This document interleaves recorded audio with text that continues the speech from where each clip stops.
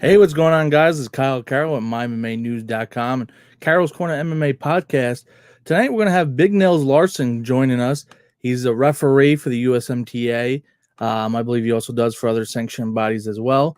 He is also a coach at Team Jukow, New York, and he's also a co-owner and professor there. So just shortly, he'll be joining us, and we'll get chatting with him right away. We got a lot of questions to ask him. So if you have any questions, feel free to leave them in the comments below, and we'll get into chatting with Big Nels Larson. This video is sponsored by Pure Spectrum CBD.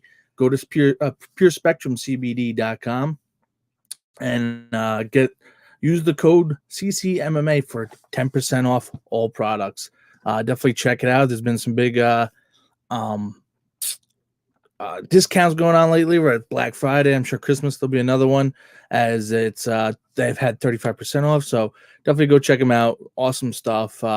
Great company based out of Colorado. So check them out as well. But as soon as Nels Larson's is on, we're gonna get going. He said he'd be on in 4 minutes. All right. So, but for those who watched the the Tyson versus Roy Jones Jr. fight, I want to know what your thoughts are about that. I'm curious to what everyone thinks.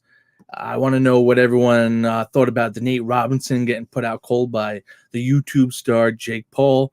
I want to know about your thoughts about Floyd Mayweather, and these are questions we're going to ask Big Nels Larson.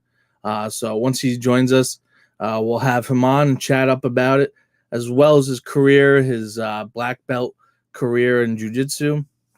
So lots of things to chat about. It's been a while since I've been on here. It hasn't been a ton of local MMA news. Speaking, though, with Nels, I want to do a podcast with him. He was all aboard. So once we started talking, I'm like, let's do this. Let's get back going. So, and then tomorrow night, I'm also going to be live with a life coach. Her name is Tiffany. She's currently living in Thailand. She's been traveling the world, does a lot of life coaching, and she does a great job helping people. And young woman, very smart and bright, got a bright future ahead of her. So definitely check out that podcast as well tomorrow night. That's going to be at 10 o'clock p.m. Because like I said, she's in Thailand. We're here in New York on Long Island. That's where Carroll's Corner MMA podcast is based out of. Definitely check out mymmanews.com for all your latest MMA news. We're currently ranked probably I think they're higher, but they say they're only top 10. Eric's being modest, but definitely higher than a top 10 news source. So go check them out, mymmanews.com. They've just been pumping out articles, great staff, great articles. So a lot of good stuff over there as well. So definitely want to hear what you have to say. And then Joe says Roy Jones gave Tyson a hug for every million he made that night. Yeah, right. I'm curious to know what the numbers were after the guaranteed purse. I know the guaranteed purse was $1 million for each fighter. I don't know what the pay-per-view numbers brought in. I don't even know what the numbers were at, and then how much they made from that. So I'm very curious to see what they made from those fights, because both Tyson and Jones got $1 million, and then Paul and Robinson got 600,000. And I'm curious to what their split, what they made, the YouTube star and the former basketball player made. The Twitter battles, I believe, have ended between those two after Nate Robinson's definitely burying himself into a deep, dark hole after that knockout. Pretty embarrassing. I think kind of sheds light on the toughness in the NBA with all those flops. If they stop flopping it, they wouldn't have the same recognition that soccer does for toughness. So definitely got to they definitely got to fix that. But yeah, Roy Jones Jr. and Tyson. I want to see Tyson get back in there. I love listening to him in the post-fight interview, yelling, "What's everyone worried about him for? I haven't done this in 15 years. He's done it in the last 3 or 4 years." So I definitely want to see him get in there and take care of business. But yeah, Tyson's an interesting character. I think he let the demons loose, and he needs to tame them with a few more fights before he puts the demons back away for a while. Interesting character. I don't know if anyone's ever listened to Joe Rogan podcast with him on it, but he definitely an interesting person to listen to, the way he thinks of things, the way he trains. And like he says he wanted to do a treadmill for 15 minutes before he knows he's on for 3 hours. So it tells you what kind of athlete and guy he is once he starts working out, and the addiction to working out he has. So let's try Larson's one more time.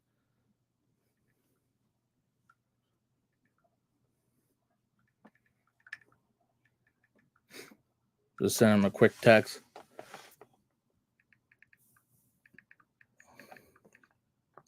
I don't know if any of you guys are Michigan fans. As you can see, I am. Got my Chiefs banner up there for the Super Bowl victory. I don't know if you're football fans either. So, huge football fan. As you know, most of you know, I'm also a high school football coach. So I always love trying to see the similarities of coaching MMA as well as coaching football and the team sport aspect versus the individual aspect. Because I also wrestled in high school and college, so I kind of understand that as well. And then Vander or Lennox would be interesting for Mike. I think Evander Holyfield would be the best option. I think that'd be awesome, since they never really got the. So we're about to get Nels on here in a second. Yeah, Evander Holyfield or Mike Tyson or Lennox. I don't see Lennox doing it, but I definitely see Holyfield. He looks like he's in decent shape for his age as well. Hopefully Tyson doesn't rip his ears off this time. Definitely want to see that fight though.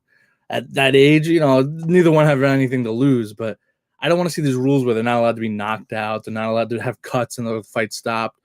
8 rounds. It's only like heavy sparring. I want to see some legit shots by Tyson because you'll see he could definitely throw them. And Roy Jones Jr. was feeling them. He even said it afterwards. I think he just wanted to go hug his family, knowing that he survived Mike Tyson. But I definitely want to see what Mike Tyson's got in the can still. So yeah. So but like I said, any questions you guys have for our guest tonight, Nels Larson of Team Jucao Brazilian Jiu-Jitsu in New York, right out of Schenectady area. That's where a lot of he coaches and a lot of his guys fight for Cage Wars, run by Tim Rankins. Great promotion. I've been now commentating there for I think the last couple years, but one of the greatest shows put on in New York State / on amateur level. They're definitely bringing it to another level. Tim does a phenomenal job of getting the fighters a hotel room and taking care of them, feeding them after they weigh in. Everything's done by the book.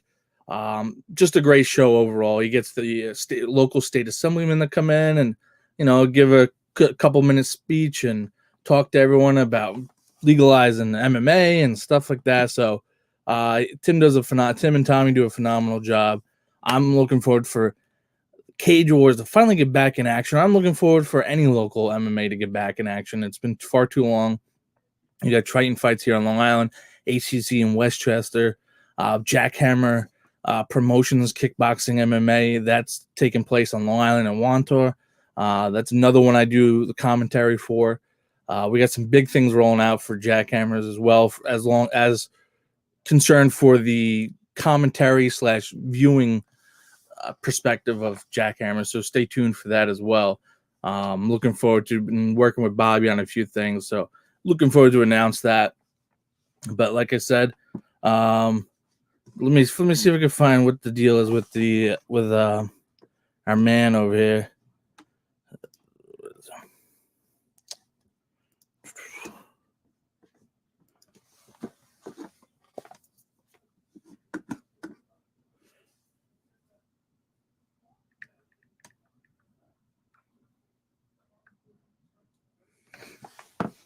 Because he's just trying to verify and whatnot. But like I said, leave a comment. Want to know what you guys got to say, what you have to talk about. And here we go. We got the main man on now. Here we go. What's going on, Big Nels Larson? Nothing much. How you doing, buddy? Hear me all right? My bad. There we go. Try again. Good. Ah, there we go. Excellent. Right. Now I can hear you. Perfect. Yeah, sorry about that. I have an Apple, and StreamYard does not work on Safari. So I had to download Chrome on it. Yeah, so it's all right. I probably should have told you about that. I actually have an Apple as well and had to download the Chrome for all that as well. But yeah, Nels Larson, how you doing, man? Good, man. How you doing? I've been doing fantastic, trying to stay healthy with all this COVID nonsense going on. As a guy who's in the gym every day, coaching, co-owner, teacher, how has it been with COVID, and how have you guys been handling this? We knock on wood. We've been open since June 1st, and we were able to do social distancing, and then we had to use masks, and we were able to make some contact and that kind of stuff. So. Oh, hi. What's up, Al Reno? I wasn't expecting a gigantic I was muted, to be honest. message. Yeah, so I mean it's weird because it's been both good for us and at the same time makes us think outside the box. The companies who think outside the box, they're going to be the companies that will continue. Same with MMA, same with everything. We're in New York. It's difficult. We not only do we right now we have a decent amount of cases, but we also pretty strict in the state compared to Florida or Texas, whatever. Yep. So, we have to, like I said, think outside the box. And in the beginning, we did solo drills. You know what I mean? And it's not the most exciting thing in the world, but it's better than nothing. Yeah. And we've gained a lot of students. And like I said, we've been open since June 1st without any kind of infections. Knock on fake wood here. So we're doing it correct. We're doing it safely. At the same time, we are getting in the work in that we need to. Awesome. I'm glad to hear you guys are able to function, stay open. Yeah. I've seen a lot of like gyms, a lot of them are like cardio or fitness type gyms. They're not MMA gyms, but a lot of them been pulling out the gear outside of the gym and working out in the parking lot with this fresh air. You're not inside. Yep. Have you guys been doing stuff like that, pulling the mats out and rolling? No, we didn't. We have 2-inch thick Dahmer mats. They cost about $15,000. So I wasn't going to bring them out. Understandable. And they're also one of these days when you come up for cage work, we'll have you over to the gym and show you. They're pretty much cut for the gym. So in order to take them out, it would be a real hassle. We clean it, we take them out about once a year to clean underneath them, that kind of stuff. But it gets real tough to kind of wedge them back in again. So no, we haven't done anything like that. But like I said, we've done it correctly. We when we can, we social distance and masks and all that good stuff. Oh, Nels, tell us a little bit about your background. I know you played basketball in college. You're a black belt in jiu-jitsu. Tell us a bit about your background, how you got into MMA and coaching and everything for those who don't know you. Yeah, so I played at Western New England College in Springfield, Mass. And then when I came home, I played in a bunch of, men's leagues and that kind of stuff. But it got harder and harder to find competition. It got harder to find games, pickup games, that kind of stuff. And since I was I was a kid, I was like 15 or 16 when UFC 1 happened. I remember watching that. I was really kind of interested in how Royce Gracie was able to beat gigantic people. And I always kind of thought, well, if he could do that with jiu-jitsu as a small person, what could a big person do with jiu-jitsu? You know what I mean? Mm-hmm. So in 2007, I got married. And a shocker, I was a little bit overweight. And one of the things that stuck in my head was the fact that, like, hey, wedding photos last forever. They never go away. You know what I mean? So like my biggest goal getting married was I need to knock this weight off. You know what I mean? Because I'd rather be kind of chunky now and have great wedding photos rather than like people like, what was going on there? So yeah, I used to be a stud. Yeah, right. So I met this guy on I was a member at the Y, and this guy was teaching jiu-jitsu at the Albany Y. His name was Victor. Because there's a lot of black belts in our area who came out of that gym. They didn't stay there, but they came out of that gym. Like Bill Schwartz and Brian Ernst and that kind of stuff. I was in the same room with them. I didn't know it at the time until later on, where we kind of like were kind of familiar. So anyways, that was when I was introduced to Brazilian time, which is extremely late to everything. So I lived in Burnt Hills like I do now. And they would, it's a 45-minute drive, and he would come half hour, 45 minutes, an hour late to class. I wouldn't get out of there until late. And I just got to a point where I really enjoyed doing the jiu-jitsu, but I was like, I just can't do this. I can't continue to keep doing this kind of schedule. And at my wedding, my wife introduced me to a coworker whose husband did jiu-jitsu he had a raised ranch, so he did have his basement.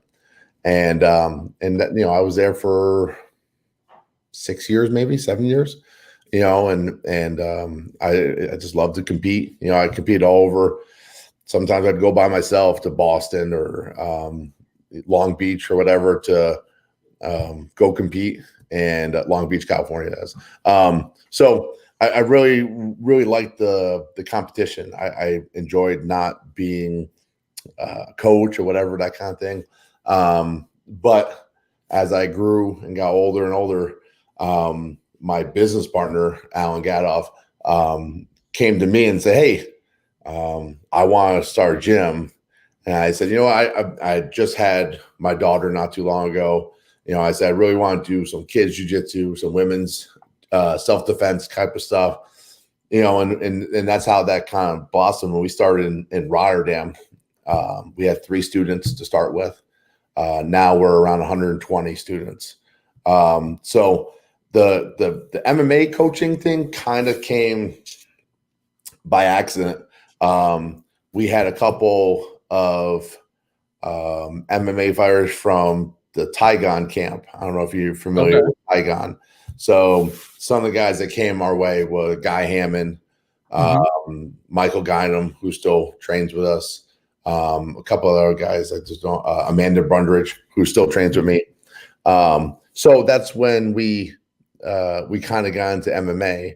And I was at that same point too, I was becoming a referee, passing my ABC certification, that kind of stuff. So I was kind of, in both sides. At that time, we only had 1 fighter or 2 fighters. So it's easy to work around, especially with the USMTA. Like Ed Kenner does a great job now with, if I have 1 or 2 fighters on the cards, kind of making sure that there's no conflict, there's no, funny business, anything like that, But back then, it was easy. I had 1 fighter or 2 fighters, and it was, every so often. And like I've said before, I did Ben Fields' podcast, and I'm involved in the MMA aspect of it. But as soon as it gets to the venue, if I'm working, it's hands off at that point. I don't even. All my guys know. I tell them right from the get go. As soon as I put the USMTA shirt on or whatever sanctioned body, you don't know me. I'm not your friend, not your coach. What I mean? I'm probably harder on them than other people because understandable. I tell I think you see a lot when you see coaches come in and they don't know the rules and that kind of stuff. I tell these people straight up from the get go, you're not going to miss weight. You're going to train the whole time, or we're going to pull the fight. That kind of stuff. So when the fight is made, Alan, myself, and Kenny Pompey, we sit down, we figure out the game plan. And at that point, I'm just involved in the jiu-jitsu side. You know what I mean? We beat the hell out of them for 6 to 7 weeks, and then we go have a good time. I have to say, Nels, one thing is I've been to a lot of promotions, a lot of different areas in New York, Iowa, Vermont, covering fights all over, and you do a phenomenal job when, like you said, when you're reffing, you separate yourself from your team, and vice versa. When you're coaching, you separate yourself from the USMTA and the officials and all that. Because a lot of times you do see a crossover where those guys, they end up reffing their own teams and stuff, and that's just, to me, insane. And cover the amount of fights I've been to now for Cage Wars where I see you working it or coaching it, and it's never even come in my mind like, hey, he shouldn't be doing that. And I see it all the time. And I point it out to other people when I see it at other events where I'm like, oh, well, he shouldn't be doing that. He shouldn't be talking over there. And it's awesome to see how you're able to just separate the two and do what you have to when you're doing them. Yeah, what spurred me on to begin with was the lack of jiu-jitsu in MMA referees. It's way better now than it was, 10 years ago, let's say. I can still remember the fight. I don't remember who was in it, but I remember the fight. I remember the referee because she was, I think, the only female I've seen in a long time coach, but she's the one that has the long braids.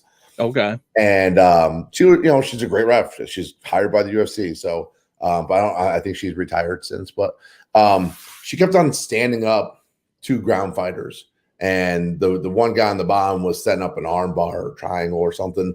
And she kept on standing him up. I was just like, come on. Being a jiu-jitsu guy, there's a fine line between letting them work and just laying there. Yeah, absolutely. And if you don't know what you're looking for, it's tough. You've been in there, right? Nope. And you hear the crowd. Cage Wars has got a real nice intimate setting, but I can hear every single person in the first 30 rows. You know what I mean? And the whole time you hear every drunk person like, stand him up. And the guy, meanwhile, the guy's got him in a guillotine and he's choking the guy to death. And they're like, stand him up. I'm like, so, but yeah, and something that really, I've had great mentors in refereeing and judging. One being Kevin McDonald. He's the one that first taught me. Tim and Ryan, they set up Ryan Clark, by the way, okay, who no longer has an ownership in Cage Wars, who now teaches at my gym, by the way. But they were looking to self-regulate before it was legal in New York State. And they brought Kevin McDonald in and they trained a whole bunch of us and a whole bunch of people who were in that room. Kevin gave me his number. I text him whenever I got a question, concern. Hey, take a look at this. Tell me what I did wrong. So he's really good. And then I've had great sanctioning people like Forrest and obviously Ed Kinner is he's my guy. You know what I mean? And we've got to know each other real well in the last couple of years. And taking long trips sometimes to the Bronx to judge kickboxing or something like that. You know what I mean? So you get to kind of hang out and and he's really taking sanctioning body for USMTA to a different level in New York State.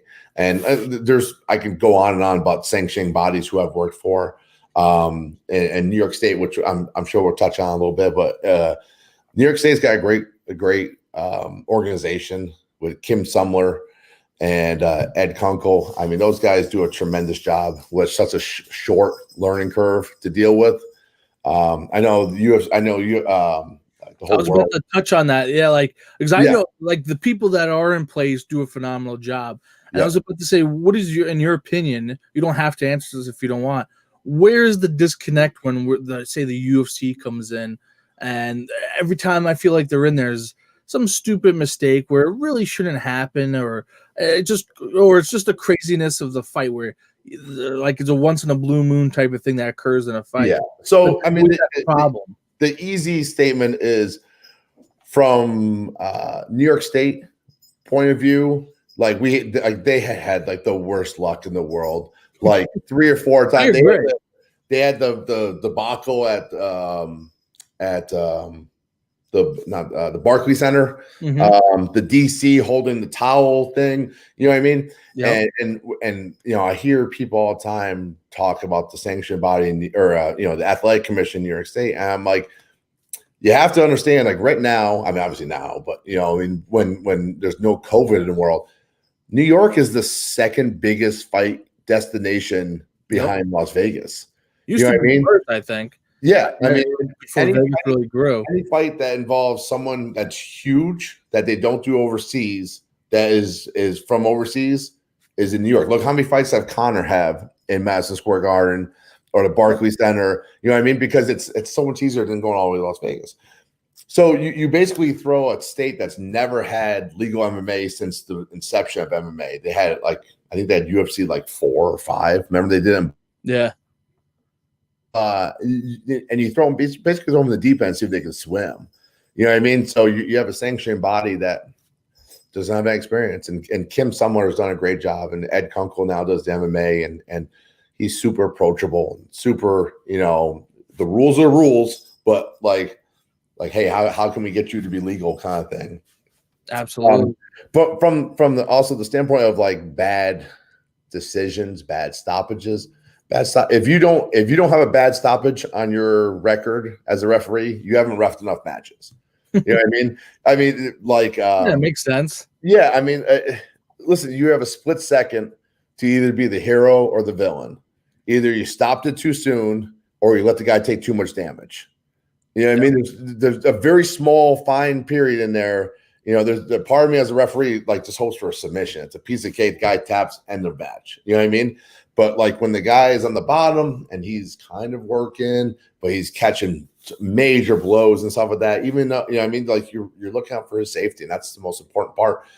So referees, you can always have bad stoppages. It's just, and unfortunately, you can never please everyone either, because if you stop it too early for the safety of the fighter, the person who lost is complaining. Yeah. Vice versa, if you let it go too long, then they're complaining that you let it go too long in the safety of the fighter. So it is tough job to be a referee. Alexis Phoenix says it in his meeting, his rules meeting, says it best. He goes, 50% of you think I'm going to do a great job tonight, and 50% are going to think I did a crappy job tonight. So, you know what I mean? And part of being a referee, and that's what Kevin McDonald and also now I've got to know Big Dan a lot. I worked with Big Dan in my first pro judging. I did PFL. And I got to work with Dan, and Dan's an awesome resource. Once again, super approachable. I have contact info. If I ever have questions, he hits me up and lets me know. But you know, I mean, they're great people, you know, and but you're always gonna run into the problems. Now, the refereeing or the judging, you know, that could be. There's still a lot of old school MMA judges out there. You know, judges that I feel like it also has a lot to do with people's background. Like I come from a wrestling background, whether it's a wrestling, jiu-jitsu, boxing, kickboxing. I feel like their background is going to be like kind of like there's unconsciously they're going to have that little bit of favoritism towards. Sure. And you know, and I'm sure I let things go longer on the ground as a referee than most referees do, because I'm a jiu-jitsu guy. If I see something that resembles, hey, he's just having an arm bar or a triangle, whatever that, I'm gonna let him work further than someone who doesn't see what they're looking at. I also think a lot of people who criticize judging, and I know unfortunately for the UFC, they've had a rash of what people perceive as bad decisions. A lot of times what happens is that people don't understand the new scoring system for the ABC that ABC put out, which is basically effective grappling, effective striking, and then the tiebreakers from that point on. So like, you know, they don't understand how it works and how the 10-8 round is a little easier to get than it was in previous years. That kind of thing. So people, like, I've been many times, I watch UFC with my friends and they're like, oh, you know, fighter A wins. I'm just like, no, I think fighter B is going to win this fight. They think I'm crazy, and then fighter B wins. You know what I mean? It's because they don't understand the scoring system that's in place. And if you understand grappling, you understand striking, being a judge is pretty easy, but it may be perceived that you're doing it incorrectly. Well, it doesn't help either, too, when the UFC, you have millions of casual fans. It's tough to, you know, watch every show because they have something every weekend. It's nuts. But a lot of casual fans watch, and then from state to state, some haven't adopted the ABC, some have adopted the ABC, and there's different rules when they go different areas. So that, too, I think throws a wrench in people understanding, and the casual fan being like, well, what the hell happened? Last week this was okay, now it's not. And it's tough for, I think, people to wrap their hands around it, because it's still such a young sport, and people are still understanding a lot of it. It's not like football that's been around. Well, football hasn't been around that long, but it, you know, what is there, 55 Super Bowls coming up? And still the casual fans are yelling about the refs and complaining about something. But it really doesn't matter the sport, I don't think. Right.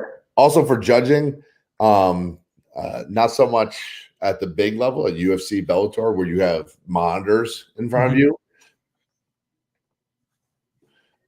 When I'm doing Cage Wars, you know, the action could be like if I'm in the, let's say, Judge B site, which is like directly across from you, The fight could be happening directly in front of you. Their backs are to me. It's hard to tell sometimes the perspective. So a lot of times you can tell if there's a split decision. If you have access to it, obviously, but if you have access to the cards, a lot of times the person who has the worst perspective in terms of the action is sometimes the person who has that outlier. And that's, it's just crazy how sometimes that happens. Absolutely. And Eric Komar definitely missed the whole crew as well. It's been too long since I keep getting the alerts from my calendar when all the Cage War fights in Philly and upstate and everything were supposed to be. So, and then I see and I just cringe. I'm like, no, I wish it was happening. But Nels, tell us a little bit how refereeing and coaching and how they kind of help each other, as well as being a competitor and now coaching, and how all that kind of intertwines and helps you teach your students. Yeah, so 100%. It's a great question. I've had many of times where we've game planned for somebody, and they're doing, striking or they're doing whatever, and they're like, is this legal? Is that legal?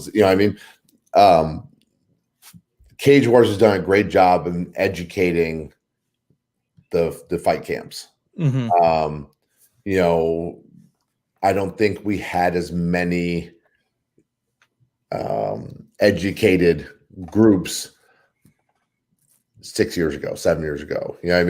We still had like half the card in basketball shorts, and Absolutely. out there, independent fighter, which, hey, each their own, Now, you have 3 or 4 fighters from me, 3 or 4 fighters from MMA, Brian Bury, you don't really have that independent fighter, with their girlfriend in the corner and that kind of thing. So they've done a great job of both educating people and also too, like, hey, if you don't get your stuff together, you're not coming here anymore. Absolutely. If you have a fight camp, if you have a fight team and 4, 5, 6 people have come through and all 6 have gotten decimated, USMT doesn't allow them to come in. So they've done a real good job of not putting out like squash matches and that kind of stuff. Now, when you see when you're in the cage with them and you see when it comes to teaching like technique and stuff, and you see different things taking place by different athletes inside a cage, and you see what's effective, what's not. How much do you try and bring that into the coaching aspect and be like, oh, I remember this wasn't working because they weren't able to move this hand or whatever it may be? Yeah, a lot of times I don't have it's weird. Kevin McDonald told me the first time I took his course that he's going to ruin MMA for me. And it's true, because I spent half the time looking as a judge or as a MMA referee or that kind of stuff. But where it kind of comes in is kind of looking back and see what works. I have a horrible memory. So I don't even know if I've even refereed. I'm trying to think now if I've ever refereed any person who's gone against my guys. And I don't think I have. But you ref a lot. So anyone who's listening, you ref a lot of fights at Cage Wars and other events. Sure. It's not like you're doing 1 or 2 fights per moon. So the part that I think I excel at, and I think the reason why we have such a successful team is I don't know, I've always been good at looking at film and breaking down fights. I've done it for, obviously, when I was in basketball. I watched a lot of film, plays, that kind of stuff. So the best example would be the Derek Ellis fight versus Kyle Glasheen.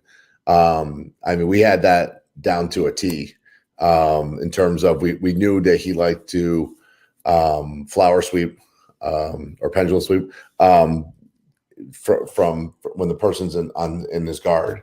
So we game plan for that. And once I kind of crunch it down and I show it to Al and I show it to Kenny, we kind of come up with a plan. So that is more of an asset than refereeing. When I'm in refereeing mode, it's how many fouls there are. There's got to be probably 45 fouls out there. And if you came and said, well, what about that right hand? I'd just be like, oh, he didn't poke him in the eye. You know what I mean? Like, when I'm in that mode, I'm not breaking down the fight as it goes. Like, wow, that was a really good trip, a really good thing. I'm just concentrating on, like, these are the fouls that we have in this area. Just making sure that they don't foul the person and make sure the person's safe. So, the breaking down film is more of the asset than the refereeing is. I find that funny, or not funny, but like interesting that you guys on an amateur level are watching film, because I speak to a lot of pro guys too, and I love asking them. Being a football coach, I watch film constantly as well, and I always ask them, how do you watch film? How important do you feel it is? And a lot of them are always, no, I'm just going to fight my fight. But I think to bring it to another level, you have to watch some sort of film, and kind of, because most people are creature of habit. You watch a film on Askren, he's going for the takedown, try and ground and pound, choke you out, whatever it may be. And guys have their tendencies, and you'll learn them by watching film.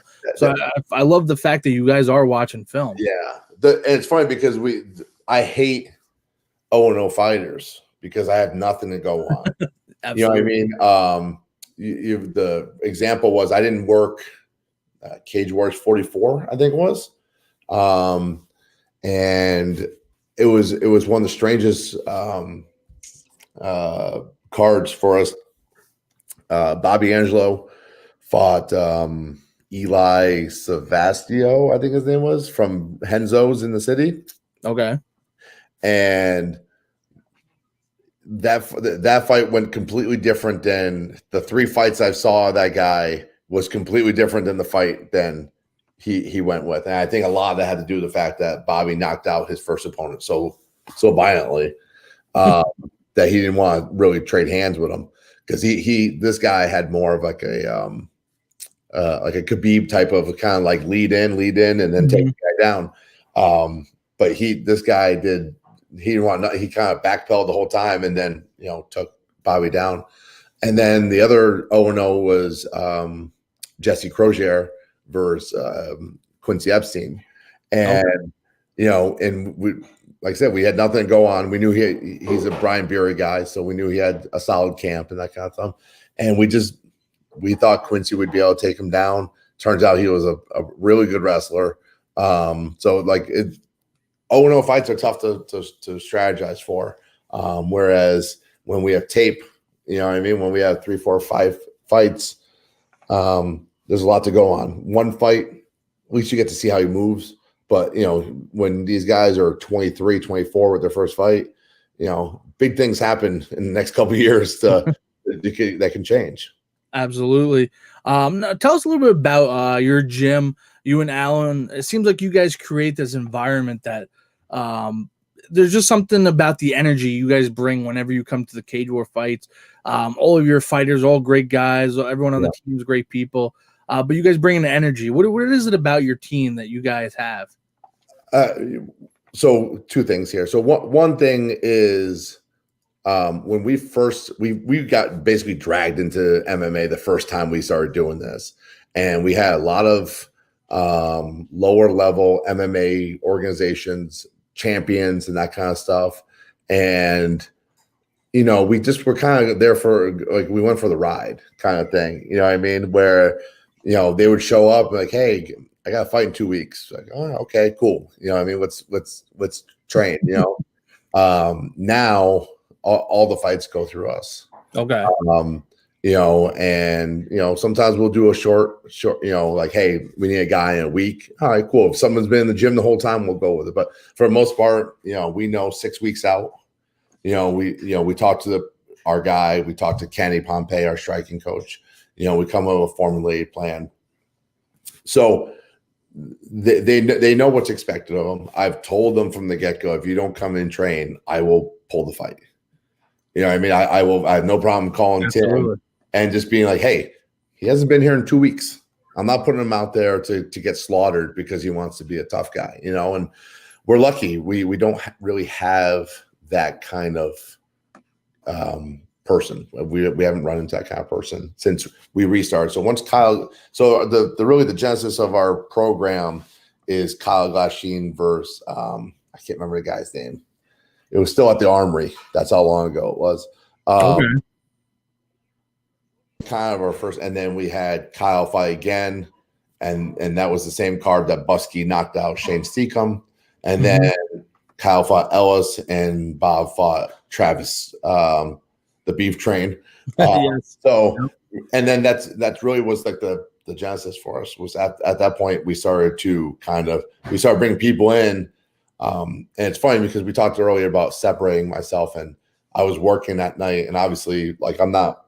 When my guy is in it, I walk out the room. I'm out the door. You know what I mean? I don't want anyone to think that I might putting pressure on somebody or whatever. I'm out the door.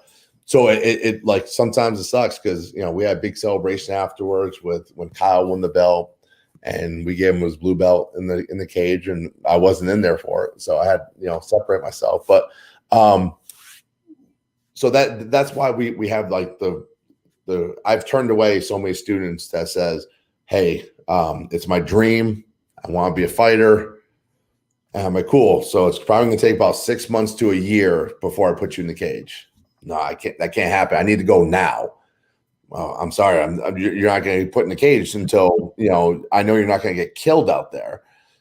We had one guy before all this started, and, I got really good hands, and jiu-jitsu was pretty good. And it turns out his hands were awful. You know what I mean? So we no longer, Kenny has to sign off on him or her, and Al and myself have to be like, all right, he's blue belt level or he's a 2-stripe. New York State does a great thing with the no ground and pound to the head. Yep. It allows us to put people in earlier than we would if there was ground and pound. If there was a ground and pound rule to the head at your first fight, you wouldn't see a guy going there for at least a year and a half from us. Oh, I agree. I think there'd be a lot less fighters from New York. Yeah. Yep. So this allows you to go in, still be a jiu-jitsu guy. You still get punched in the ribs. That doesn't feel great. So that's why we don't ever see people like you've seen it before. Fighters give Ed or whoever crap. No, that doesn't fly with us. They know that's where I work. We have a great relationship. That's our hometown. You know what I mean? Like they know not to act like a jerk.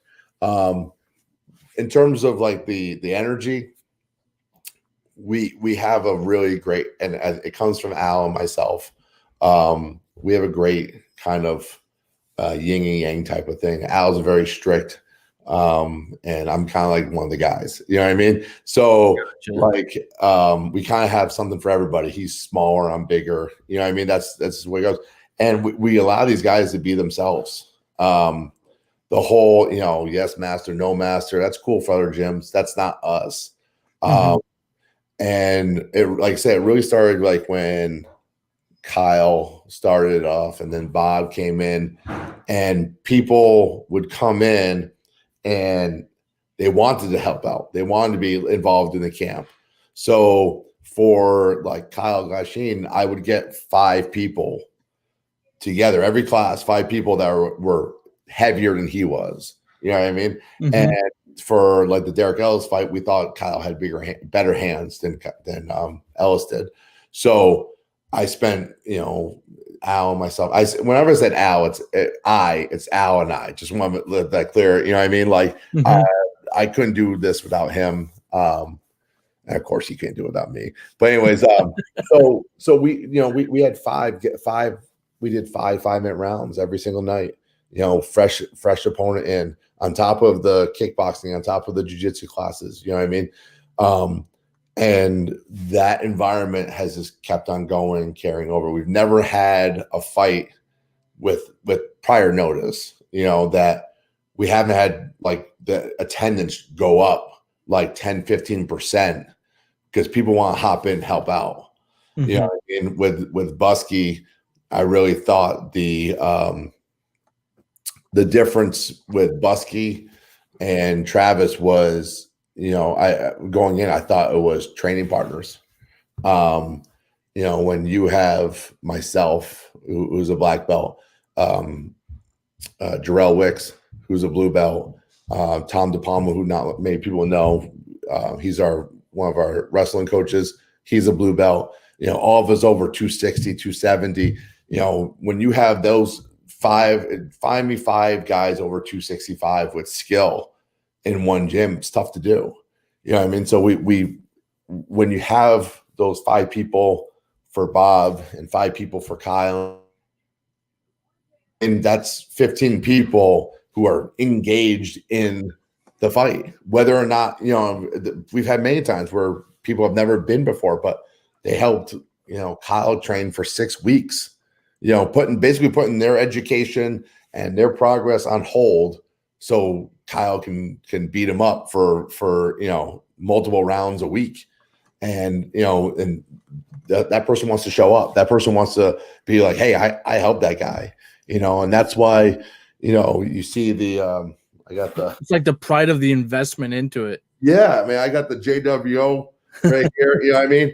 And before that, the last fight we had with multiple people was JWO everywhere. You saw it. And then, before that, it's orange, orange t-shirts everywhere, so they really, our team does a great job of putting their teammates in front of themselves.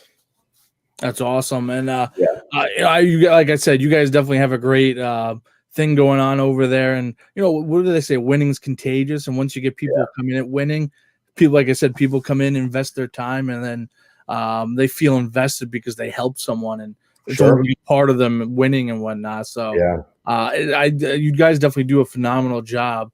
I definitely want to shift gears though a little bit and talk to you about the fights that just recently took place between Tyson and Roy Jones Jr. Yeah. I want to get your opinion on that fight where, if there was a cut, the fight was stopped. It was 8 rounds. It was pretty much a sparring match. No knockouts, nothing like that. I really wanted to see Tyson get let loose. Yeah. Well, listen, those body shots didn't look like they were sparring body shots. No, they looked like if someone hit me in the ribs like that, like Tyson hit me, I'd be pretty mad at my sparring partner. Listen, if they really want to get this going, the Legends League, there's no one who's in their mid-50s that wants to go out and get clocked by Tyson. What's his Roy got paid $3 million, they said. I'm sure he kind of got some pay-per-view money and that kind of stuff. Absolutely. But, Tyson was getting 10 mil. I'm not taking a full-fledged shot at 50. You know what I mean? I would, but Roy's supposedly got a lot of money. I'll take a few to the chin for a couple of million. Yeah, right. Yeah. But if you're worth 50 million or whatever, I'm not taking that shot for 3 million in my 60s. And Joe, I'd like to see Evander or Lennox Lewis in there. That'd be great. Absolutely. I agree with Joe. I think Evander said something about wanting to get in there. Evander wants to fight, yeah. And he looked like he was in shape as well from the photo I saw. So that'd be quite interesting. I think he needs the money. He's got 9,000 kids. And I feel that Eric here says, I feel that Tyson landed some punches in the second round that would have KO'd Roy if they've gone 10-ounce gloves. Like we were saying, I think those body shots were pretty brutal, and he's coming forward, he's moving. Yeah. Listen, and for most people probably listening, they've probably done some sparring. If you do sparring, you're okay to do it another night. When Tyson brought up, he's like, hey, let's run it back. And Roy's like, I got to talk to my wife and kid. That means that's a hard no. Like, right? That's not a sparring type of thing. Like, hey, I'll spar someone for $3 million any day. But I think Tyson broke him up a little bit in the body and kind of laid off when it came to the head. I think my favorite part was in the post-fight interview when he's talking to him, and they asked Roy Jones Jr., were you scared to get in there with Tyson? And Tyson's like, what do you mean with him? He hasn't fought in 3 years. I haven't fought in 15. I should be the one scared. Yeah. But I think it was funny. He's a character, and he's definitely someone I want to see just continue fighting. I was actually I was in Vegas when he fought John Ruiz. Okay. And that was just absolutely crazy. It was, sports superstars and rappers and hip hop. It was everywhere. And just I can only imagine what it was like when, Conor fought Khabib. I can only imagine what it felt like in that city because probably nuts. I've been to Las Vegas a couple times because the Master World Championships are in Las Vegas, and I was there for Conor versus Mayweather, and it was ridiculous. And the UFC app crashed, and I couldn't watch the first 3-4 rounds of it. But yeah, it was crazy. So that city really kind of turns out when it's a huge fight. Oh, absolutely. And then, speaking about Conor Floyd fighting, then the co-main event for that fight that night was Logan Paul, the YouTube star, who's like 22, I think, versus Nate Robinson. And he had 3 great shots against Nate Robinson, put him out cold. And Nate Robinson, I don't think will show his face for about 20 years after that fight. It was funny because one of my friends is a basketball guy, and he had posted like the top 5 NBA fights of all time, and there's not an NBA player that can fight. Like Rondo is like the best MMA fighter of like all the each other. Oh, bro, like Rondo last year when he came with the overhand right against, I forget who it was, but majority of those guys just kind of back up the whole time. NBA players can't fight. You know what I mean? Like, I don't understand. I mean, Logan Paul, I don't really know him. My kids know him from YouTube, wherever. We've joked that, do you know Wyatt Roberts? That sounds familiar. So Wyatt fought back for Cage Combat a few years back. He's now training with us, and he does a great job with our kids class. But he dyed his hair blonde, and we were busting the stones that he looked like Logan Paul. And but like I think probably Nate Robinson just probably thought he was some guy. He didn't probably figure it out that dude spends his whole life in the gym now. And, that's I have to give them props. Like the Logan brothers, they definitely put in time. And I don't know how good of an athlete the younger one, Jake, was, who beat Nate Robinson, but I know the older one, Logan Paul, who's fighting Floyd Mayweather, which is insane. He was a star in wrestling and football in high school. Because I know they were talking about the one who was a good wrestler, talking about him doing MMA for a while. Yeah, Logan. Yep. Okay. Yeah. And now he's fighting Floyd Mayweather, and he's 6'2", 200 pounds, and Mayweather's what, 5'6", 5'7". Do they have a weight class for that?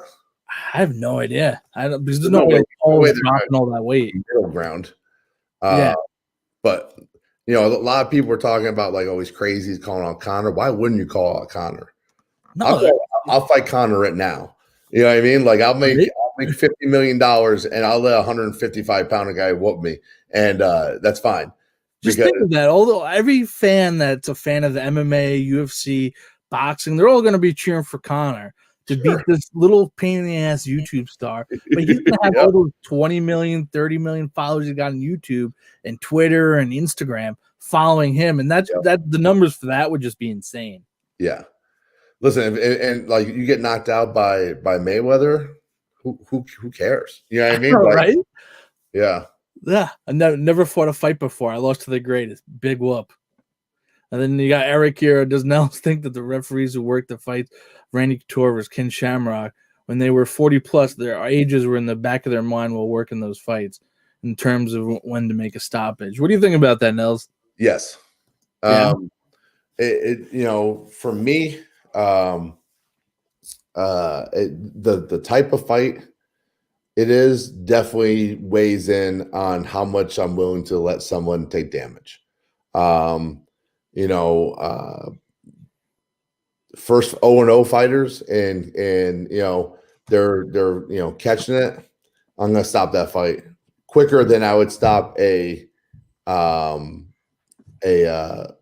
championship fight. Compared to a professional fight, compared to a professional title fight. You know what I mean? Like, it all comes down to the ability to understand, like, all these guys are tough. All these guys are winners in my book. They have the courage to do with less than 1% of the population are willing to do for free. You know what I mean? None of these guys are getting paid, and if they say they're getting paid by sponsorship, I guarantee you it's probably a percent off of clothing or a couple $100, that kind of stuff. It's not life-changing money to go out and get punched in the face or potentially choked out or knocked out, whatever. So they're all tough. You know what I mean? And it's very rare now that you see a guy go out and just curl up when he gets punched. Like we've all seen those fights, and they're whatever. The MMA community has done a great job in terms of getting rid of those type of fighters. Like who no one really wants to see the that. brawlers, the non-athletes. Yeah, like, they're athletes now. But you have to be able to protect these people who need protection from themselves. They're too tough for their own good. And one of the fights I did was from Brian Beery's school. Can't remember what his name is. Anyways, I'm gonna look it up on my phone while I talk here. But his first fight, he fought another kid, and he knocked him down. Harley Beckham. Bekman. I'm sorry, no, Harley Locklear. Okay, yeah. Yeah. His first fight, he knocked this kid down, and this kid popped right back up. And he came and cracked him again, knocked him down, came right back up. And like in the back of my head, I'm just like, wow, like, is this kid even mentally know what's going on right now, or is his body just taking over? So in the question that Eric had in terms of 40-year-old guys, one, they're professionals. They've been in enough fights that they should know their limits. But in the end, it's not a UFC title fight. You know what I mean? It's not a Bellator title fight. It's not, PFL. It's two older guys going for a fight. And I definitely think that those referees, like the Chuck Liddell fight and stuff like that, they had in the back of their head that this guy's taking a lot of damage to his career. But there's also, I remember being told the story. Who was the guy? Bellator had a reality fight show. Remember that show? Bellator did? Yeah, they had one season of it. I don't think I didn't watch it at all. Yeah, and I can't think of the guy's name. He was never a UFC guy, but he was a good wrestler, like a 145-pounder. Anyways, I'll think about it probably 2:00 in the morning. I'll text you.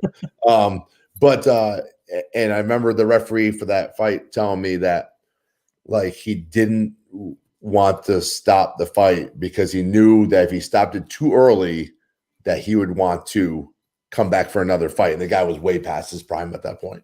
You know what I mean? So it's one of those things that these guys, they just kind of, these guys are too sometimes too tough for their own good, Absolutely. And that's when I come into, I need to make that save. Now, thoughts on, like, you're talking about, like, making that save. What about, like, commissions making these fights, and they're allowing, like, Nevada's or wherever they're fighting, allowing these fights like Mayweather versus Paul or some of these other crazy fights that, because, I feel like there's going to be, for the next 2 years, I feel like there's going to be a ton of crazy fights, then crazy, like, superstars or athletes versus average Joe YouTube clowns. Well, and it's out of control. What's that promotion in Japan? Ryzen? Yeah. So Ryzen, they have, like, they put all the times, all the time they put in, like, sumo wrestlers versus, like, kickboxers and whatever. You know what I mean? Like the one they put a wrestler against Gabby Garcia, and Gabby Garcia almost snapped that girl's neck. You know what I mean? Like that kind of stuff. They kind of started that, and even like Bellator had that one fight with Kimbo and Dada. You know what I mean? Like those guys. How did one had a cardiac arrest after Dada? Dada had a heart attack in the cage. How did they pass a physical? That's what I want to know. So that kind of stuff happens all the time. You know what I mean? And I think you're right. I think with that platform, it's going to happen more often. And until, remember celebrity boxing was a thing?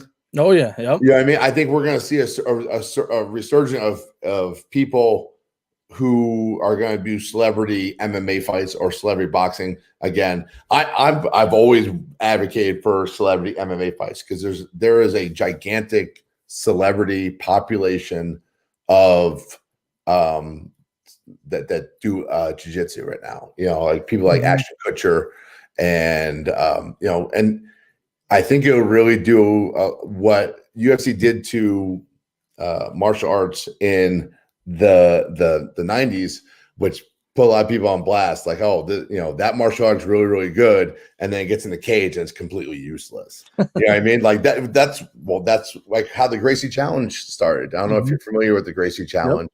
Yep. But that because all these different, I don't want to call any names out, these different martial arts were selling this bill of goods that there's deadly arts, and then they jiu-jitsu or kickboxing, Muay Thai, these guys who get beat up all the time. So I think if you brought it into celebrity, it'd be kind of cool. Cutting paper wood. Yeah, right. I think I agree with you. I think celebrity boxing is going to blow up for a while, which I wouldn't mind seeing some of these idiots get in there and beat the hell out of each other.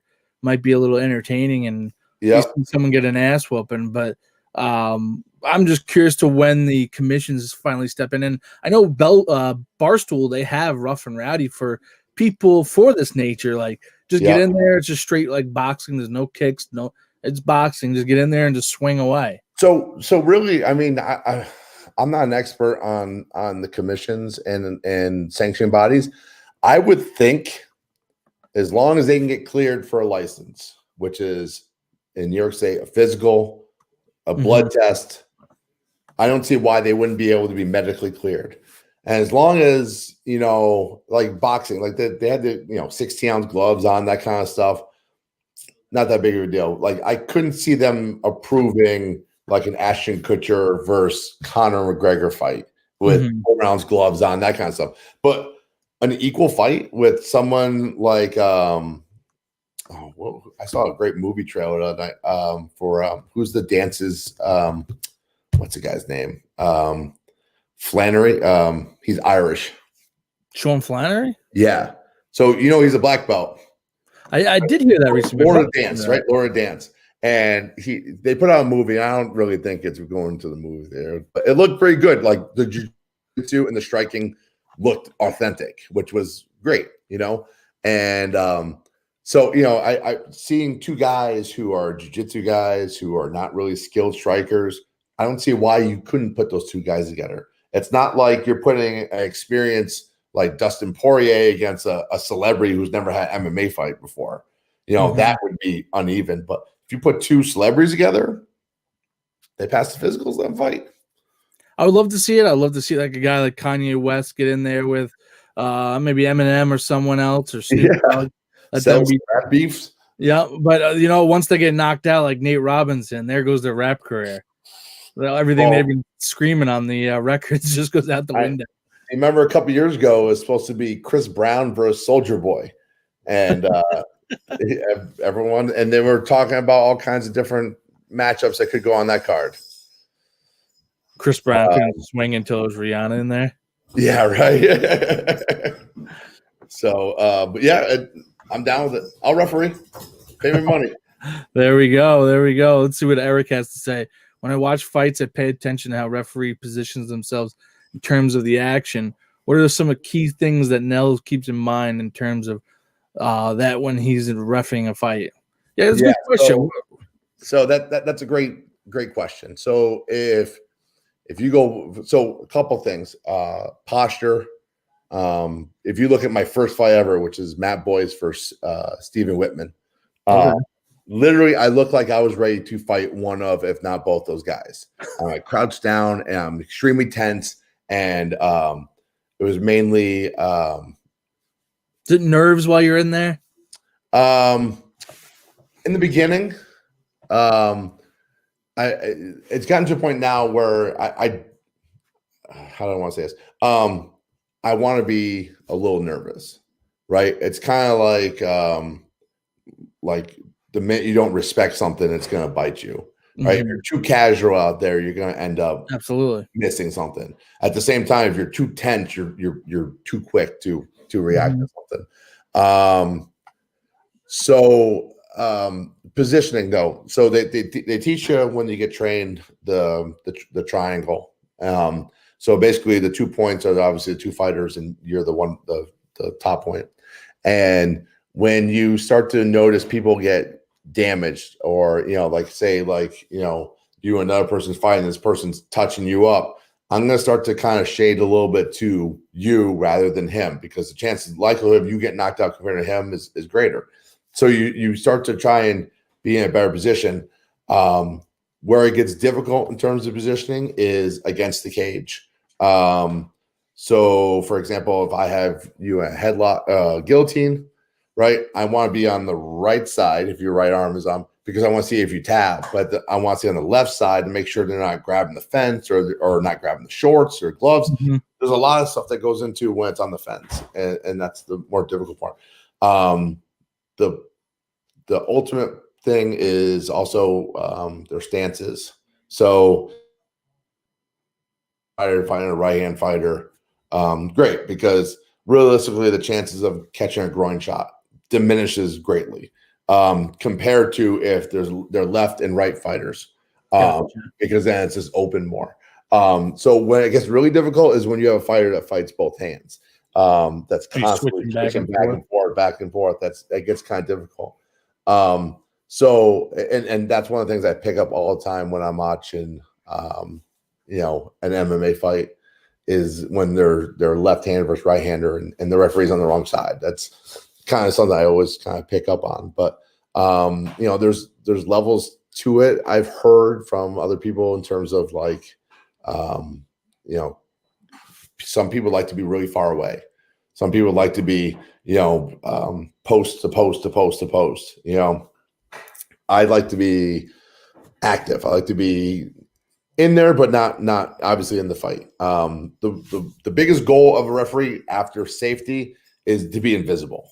You never want to be like, wow, like the referee got in the way half the time, or he tripped, or luckily knock on wood, I haven't had one of those instances where I'm like, the guy's on top of the other guy, I'm on top of him, and it looks awful.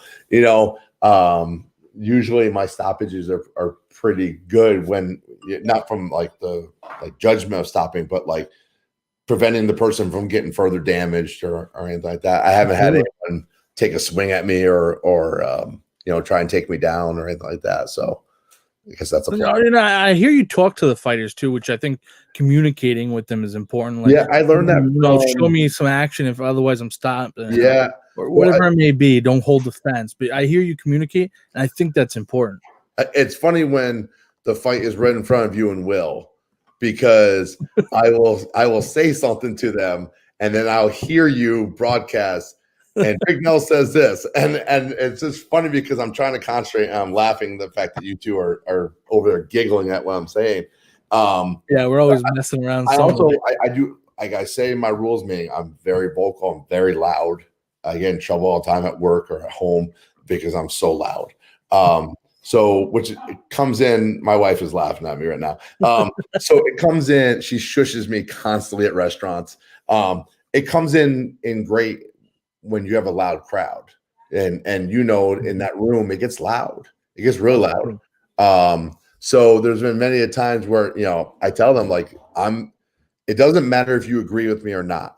If I tell you to move, that means I'm one step away from stopping that fight. And I compare it listen, it's like listen to your mom. You know what I mean? She tells you clean room, you may disagree with her, but you have to do it.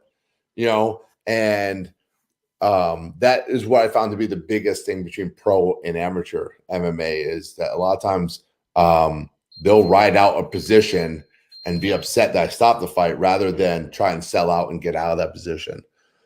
Because really, I mean, even though they're not doing great damage, like the Kimbo Slice Big Country fight. Remember that when they're on Ultimate Fighter? Oh, yeah. And Kimbo got him in the crucifix and just, he wasn't smashing him in the face. And he starts counting 8, 7, 6, 5. He's punched him in the face. And, and the referee had to stop. It was like, you're not defending yourself. I have to stop the fight. Now, did he do any damage to him? No, he didn't do any damage to him. But you can't intelligently defend yourself. That's the other half of that stoppage. Especially when it's to the head and the brain. Yeah, so it's funny because I don't know. It might be Eric. Eric messaged us to let me know. I think it was him that asked me, when you're talking to the fighter before the fight, you always do this. What are you saying to them? And I tell them all the time, this is not a valid defense, right? If I'm here and the person is still hitting, my head is still rattling, absorbing that. Yeah. And there used to be a great podcast with Big John McCarthy and Wheelock is the guy's last name. Sean Wheelock. Yeah, it was awesome podcast until Big John left, and then it was kind of like I'm not really interested anymore.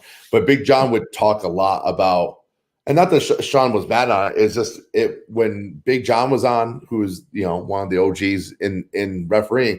He's the one that first kind of put me on that if my hands are out here and you're not getting through, no big deal. But if my hand is touching my head and you're smacking it, your brain is still getting rattled in there. Yep.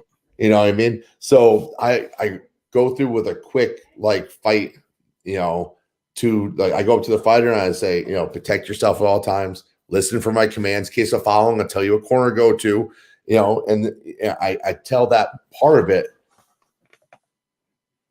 because I've had fights where the person was covering up, took a beating, and I stopped the fight, and the person got up in my face and said, you're an idiot, you're blah blah blah blah, and I try to explain to them. So now I put that in my pre-fight instructions to them so they know what to expect. Now, if I tell you that and you do that same thing and you're mad, I said, what are you mad about? I told you. Your hands are here and you're taking unanswered shots, I'm going to stop the fight. Absolutely. I think too many guys that do get mad, especially at the amateur level, you just got to eat that and eat crow and just move on. So I'll tell you a funny story. There used to be a MMA promotion called Spirit FC up in Messina, which is literally like when you drive to Messina, you see Canada. That's how close it is to Canada. I mean, you literally see the customs station when you're up there. So where Albany obviously is. So you have to drive all the way to Plattsburgh and then 45 minutes in. That's how far this place was. So this was when self-regulation was, I pretty much booked my own cards. So I'd find out a card was happening on this day. I'd call them up, hey, you need a ref, blah, blah, blah.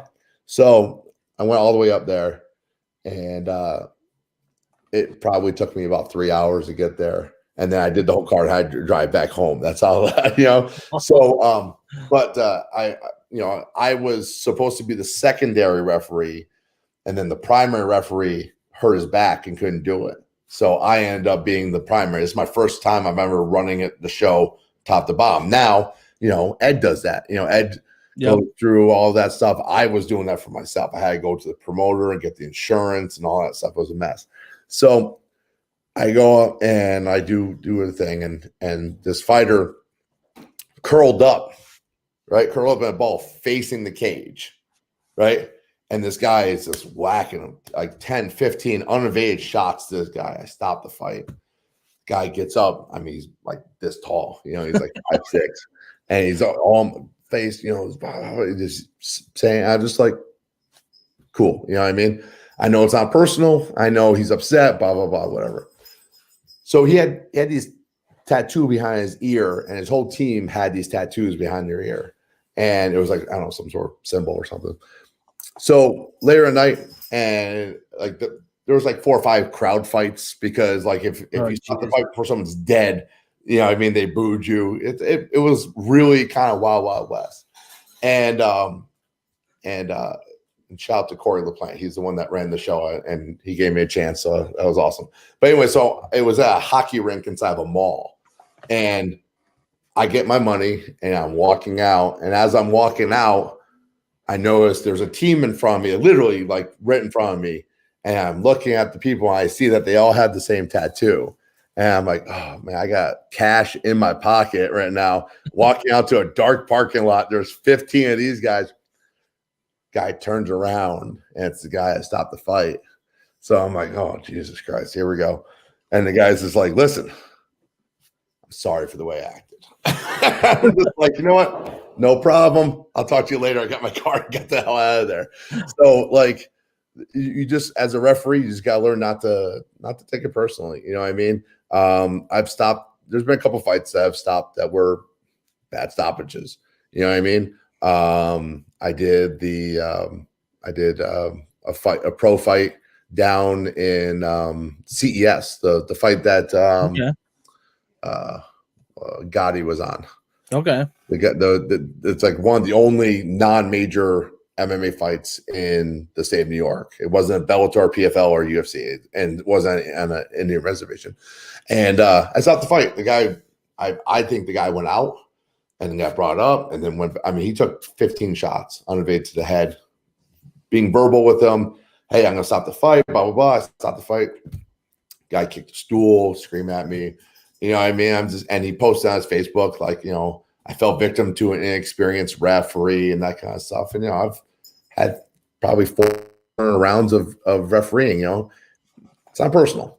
He's upset. He worked hard for that fight, and if he thinks I looked at it as he took 15 shots to the head, and Absolutely. at that point, I think it's time for him to end that fight and start again.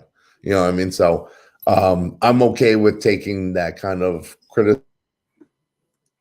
I may complain to other people behind the scenes, when warranted, but I've always been pretty transparent in terms of like, I messed that up. That's my bad.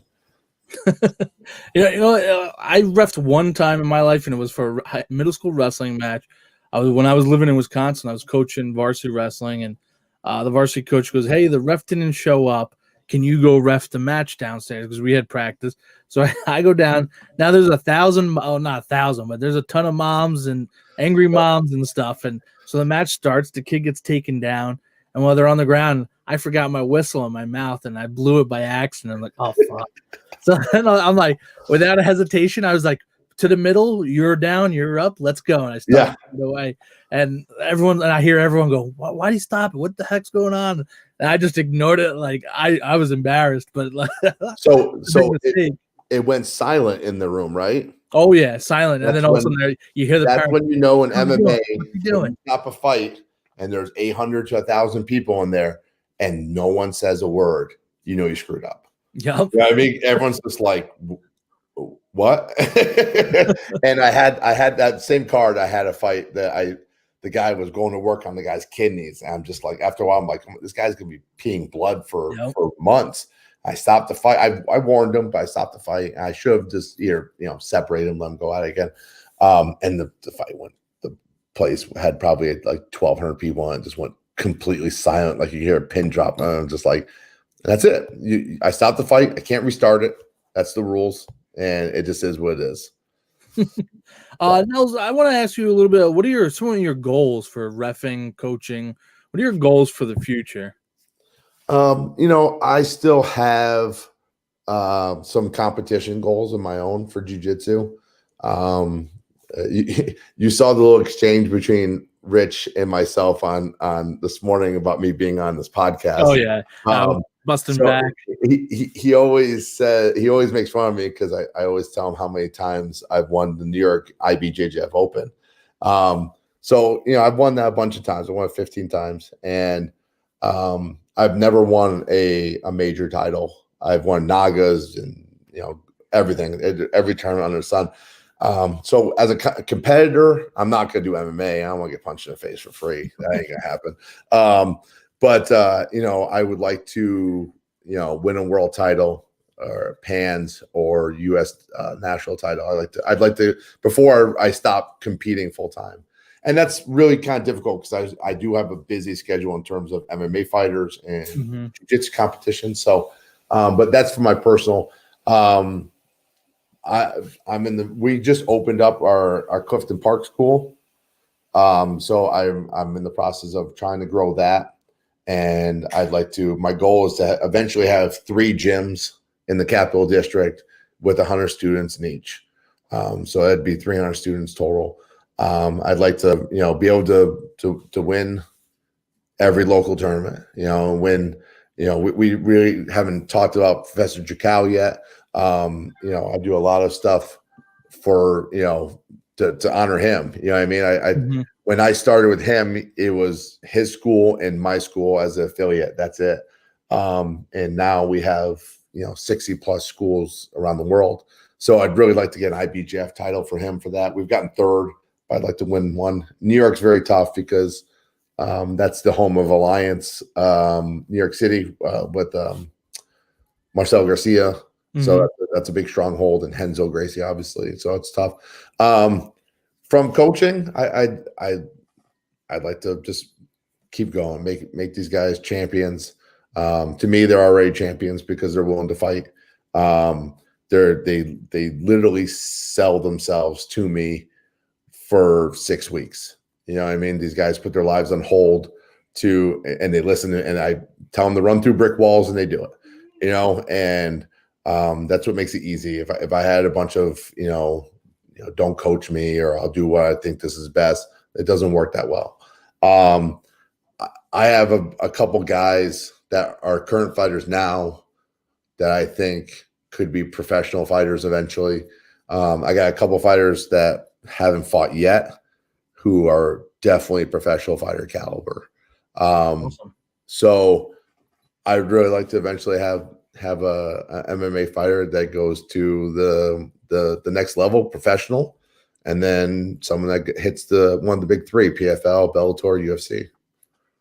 Awesome. Definitely looking forward. And it sucks that COVID's taking place right now, because all these fighters that either want to do an amateur debut or pro debut, they're all on hold right now. And I have a time to learn technique. I have a guy that he has the potential to be a world champion in anything he chooses to do. Bellator or UFC or BJJ, whatever we want to do.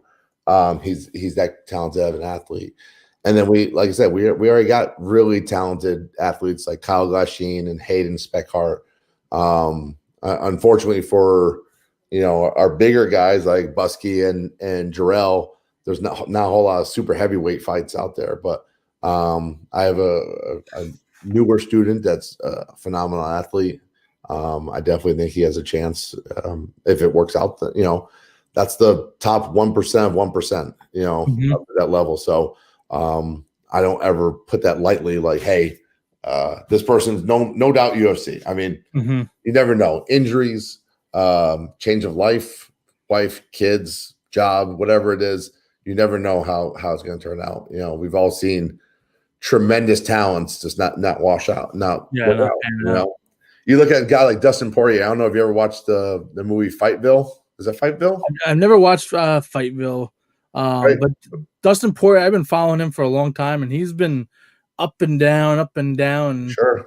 He was on that. He was on that movie documentary. It's on a movie. Oh yeah. We're down in Louisiana. Yep. And Tim Kruger is the owner of the gym.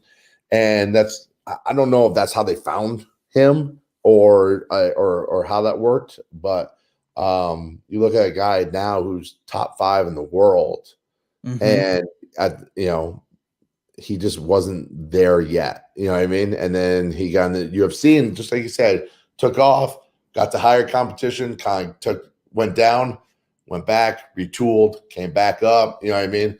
And I mean that guy is 2 or 3 good fights away from a world title. And that's what I try to tell.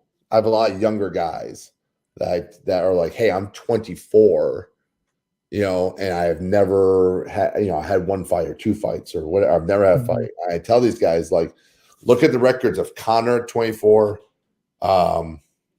Max Holloway at 24. Look at, all these guys were like in the pros 4-2, 2-3. You know what I mean? These guys are, because they just haven't matured yet. You guys have time. You know what I mean? It's a young man's sport, but you don't have to be there at the very, very beginning. Absolutely. And I think some of that old man strength comes into play when they get when they reach mentally and physically maturity. So it definitely helps. I agree with you. So I'm definitely looking forward, once COVID goes away, looking forward to seeing some of these fighters get in there and commentate their fights, and it's always entertaining. Nels, what is one thing about you that nobody knows but you'd like to share with everyone? When you say nobody, what do you mean by nobody? Like maybe 1 or 2 people, but maybe most people don't know, or family might know, no one else. Like, I've had black belts told me they can't ride a bike, and really, one girl, female boxer's afraid of sponges and stuff. So I don't know. I'm pretty transparent person to a fault. My team likes to make fun of me because I love McGriddles. Okay. To a point where I have a shirt that says McGriddles wins titles because when I first started competing, we'd have to leave at the crack of dawn to get down to New York. I'd have a McGriddle before I got my way out of town down in New York City, and I'd win one tournament, two tournaments, and three tournaments, and now it's a thing, and so I'm trying to think of something that they don't know about me. I don't really know. Like, I don't like bugs. All right. I don't like camping. No, not an outdoors guy. I love to go swimming. I have a pool in my backyard. Love to do that. Love to cook out. Love to go play golf. Not so much now with kids, but I would have to say I'm kind of a city kind of person that lives in the suburbs. You know what I mean? Like my idea of a fun time is not to go for a hike. Fair enough. I would rather play. Here's one. I used to go all the time to the YMCA in Scotia here, and I would literally look into the gym to see if someone was playing basketball, so I didn't have to go lift. And and sometimes I'd be like, it'd just be like an old guy shooting hoops in there. I'm like, I'm gonna shoot hoops with this guy, so because I never really particularly cared to lift. I was never a big fan of it. And it's funny because now later in life, I've become a bigger fan of it now. As I get older and things start to fall apart constantly on me. It's like Kenny Powers with people weightlifting and was it CrossFit? I want to be the best exerciser. I have a couple of people that I know that are good friends of mine that are do triathlons. Okay. And they like to talk trash. And then like the biggest thing in the world was when they found out that Nick Diaz does triathlon. Like, see, I'm like, yeah, he does as exercise, doesn't do it as a real sport. And so I like to give them shit. That the Kenny Powers was like the best thing in the world for me. Great show, great. Yeah, definitely missed.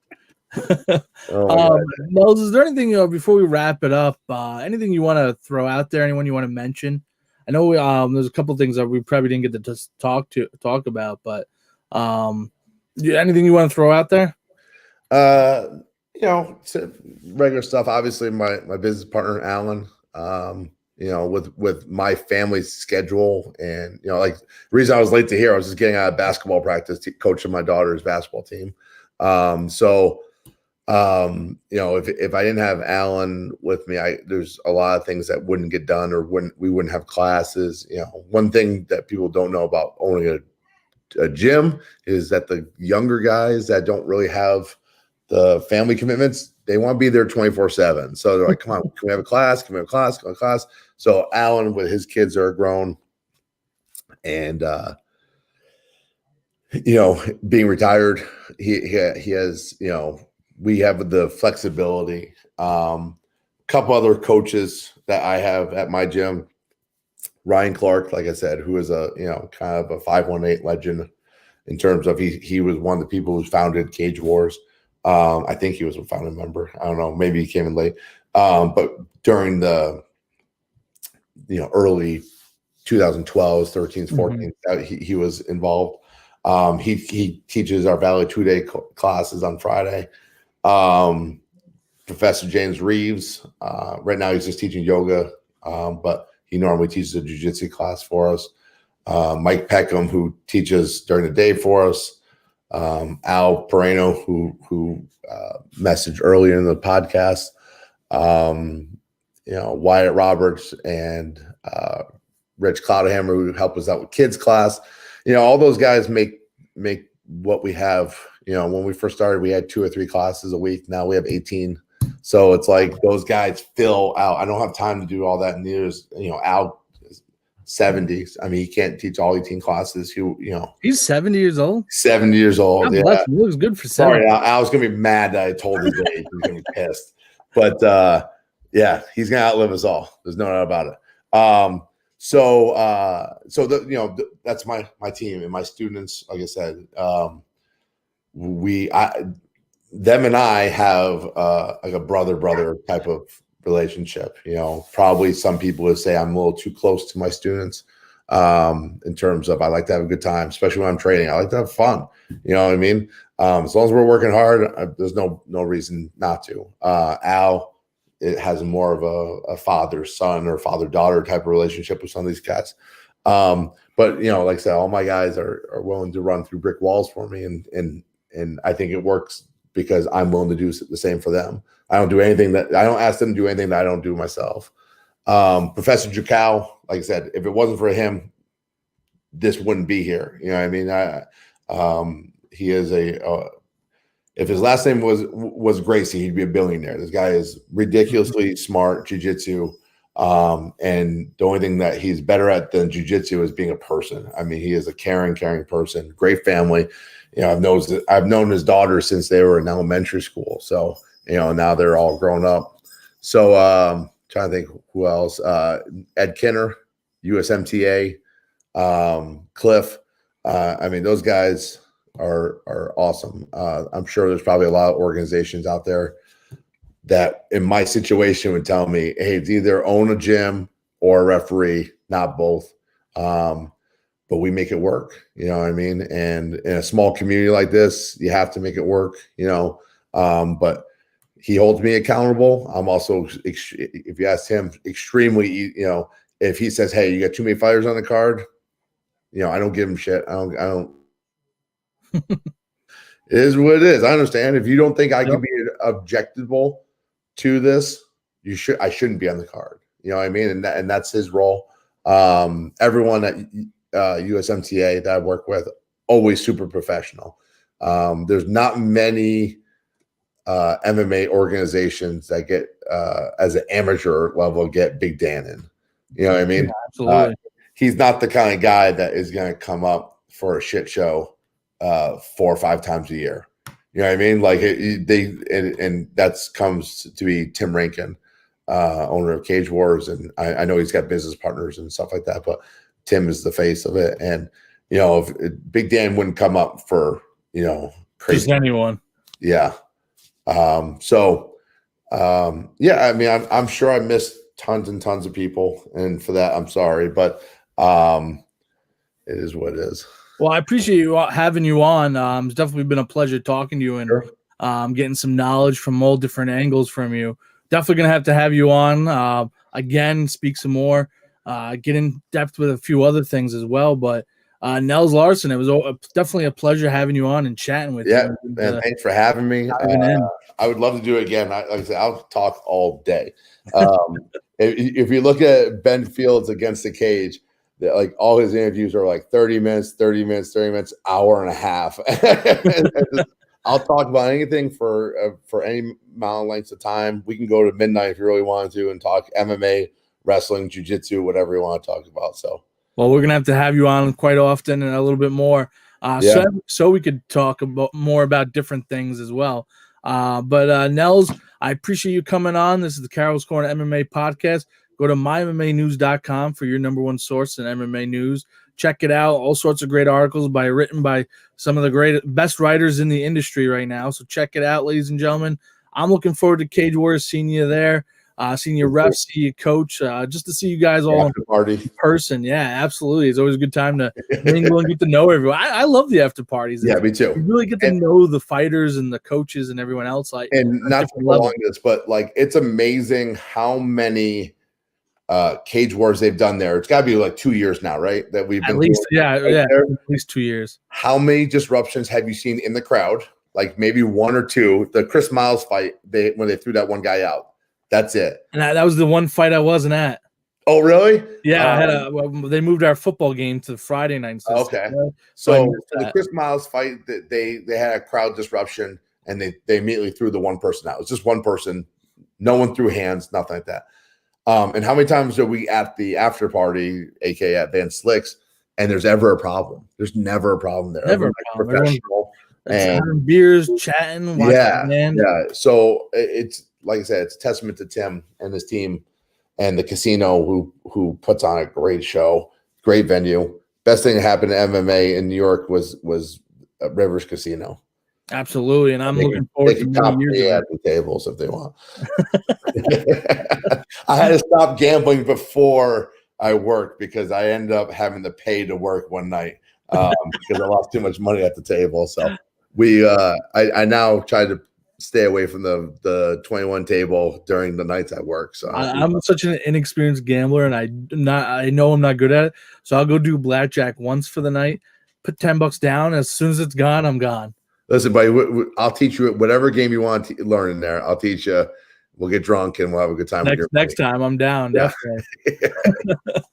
Well, hey guys, if you want to get some CBD, use my code CCMMA for 10% off. Go to purespectrumcbd.com. Use the code, get 10% off all products on the website. It's a sponsor for Carroll's Corner MMA podcast. Like I said, go check out mymmanews.com, your number one source for MMA news. Nels Larson, like I said, it was a pleasure having you on, and definitely looking forward to speaking to you in the future. Definitely, man.